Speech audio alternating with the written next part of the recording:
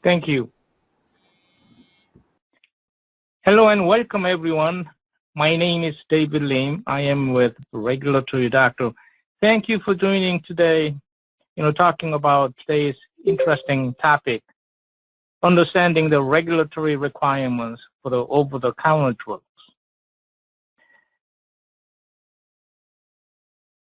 This is a general disclaimer for your own review, just to make sure that the entire content of this presentation are my views, do not represent today's host. And one other thing that's important is that the entire content of this presentation are not intended to be all-inclusive.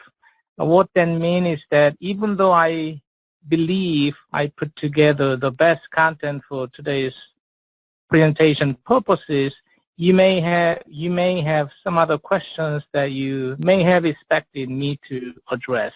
If that's the case, you may raise the question that I have not covered, for example, during Q&A session, and I will be very happy to address, or even after the presentation, you may send questions to today's host, and I will address all of your questions. Today we are going to cover various areas, starting with laws and regulation, specifically over-the-counter drug related regulatory requirements, and then FDA review and some of the process that that we need to be aware of so that we can bring OTC products to the market, and then what are the critical considerations, the differences between monograph and NDA process.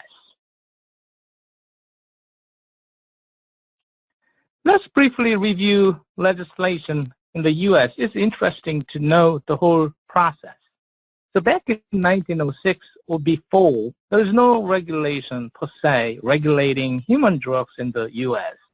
But then 1906, the Food and Drugs Act was enacted, and then 1937, there is a lot of human deaths, including many children, about 107 deaths due to elixir, sulfonylamide, because that was dissolved in antifreeze.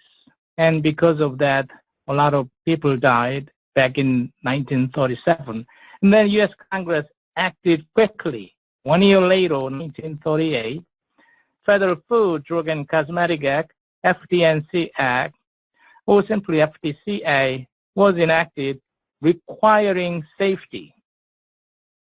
And then some years later, back in 1962, there was a U.S. Congressman, Cafivo-Harris, and they enacted Cafivo-Harris amendments of 1962. Because of that law, now both safety and effectiveness are required for